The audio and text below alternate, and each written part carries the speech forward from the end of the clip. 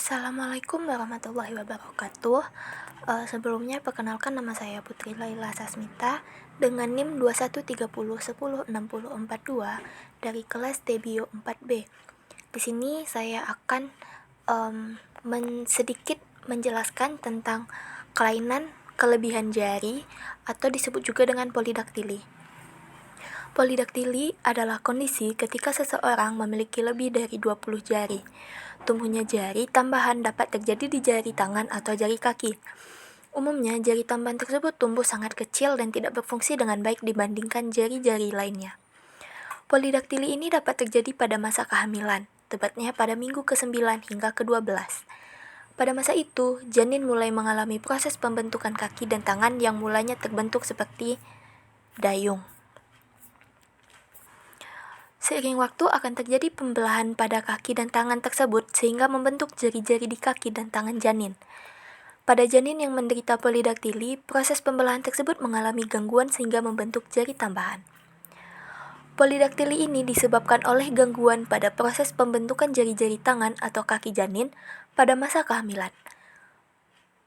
Berdasarkan penyebabnya, polidaktili terbagi dalam dua jenis, yaitu polidaktili genetik dan polidaktili non-genetik. Polidaktili jenis genetik ini disebabkan oleh kelainan genetik, yaitu kondisi ketika terjadi mutasi atau perubahan pada gen tertentu. Polidaktili genetik diturunkan dari orang tua ke anak dengan sifat autosomal dominan. Jika salah satu orang tua menderita polidaktili, kemungkinan anak menderita polidaktili adalah sekitar 50%, baik pada anak laki-laki maupun anak perempuan. Pada beberapa kasus, polidaktili juga dapat terjadi bersamaan dengan gejala kelainan genetik lainnya. Kondisi ini disebut sindromik polidaktili. Hal ini terjadi karena ada lebih banyak gen yang mengalami mutasi. Dan untuk polidaktili non-genetik, polidaktili jenis ini tidak disebabkan oleh mutasi gen tertentu, tetapi karena kondisi kesehatan ibu dan bayi. Beberapa kondisi yang bisa mengakibatkan bayi lebih berisiko menderita polidaktili yaitu ibu menderita diabetes, bayi lahir dengan berat badan rendah, ibu memiliki riwayat epilepsi, dan janin terpapar thalidomid, yaitu obat untuk mengatasi kanker darah. Polidaktili ini ditandai dengan tumbuhnya jari tambahan, baik di kaki maupun tangan. Ukuran jari tambahan ini biasanya lebih kecil daripada jari-jari lainnya. Bahkan, hanya terdiri dari kulit dan jaringan lunak, serta tidak berfungsi dengan baik. Namun, pada beberapa kasus, jari tambahan dapat tumbuh dengan sempurna dan berfungsi dengan baik. Gejala polidaktili sendiri bisa muncul tanpa gejala lain atau muncul sebagai salah satu gejala dari kelainan genetik lain.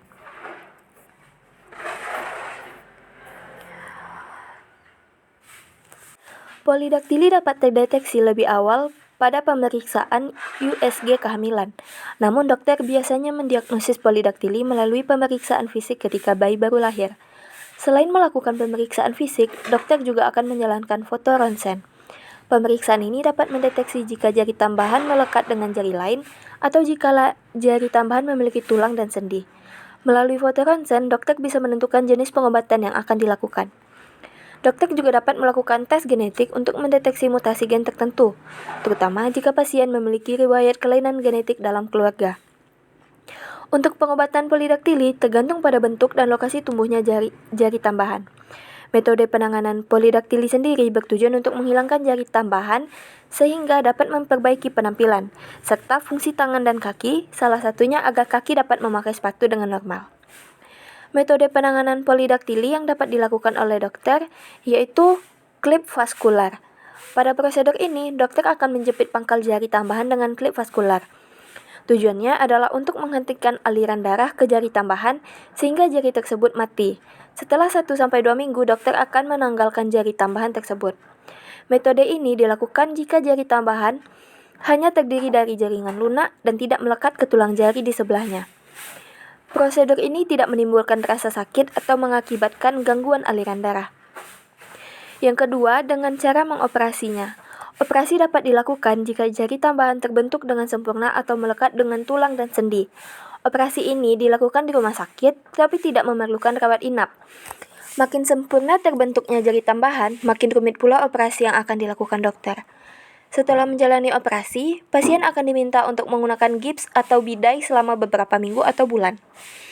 Pasien juga akan dianjurkan untuk menjalani terapi fisik atau fisioterapi atau terapi okupasi agar anggota tubuh pasien dapat berfungsi seperti semula. Perlu diketahui bahwa dokter tidak akan melakukan operasi hingga bayi berusia 1 tahun. Umumnya, operasi dilakukan ketika bayi berusia 1-2 tahun dan terkadang memerlukan lebih dari 1 kali operasi.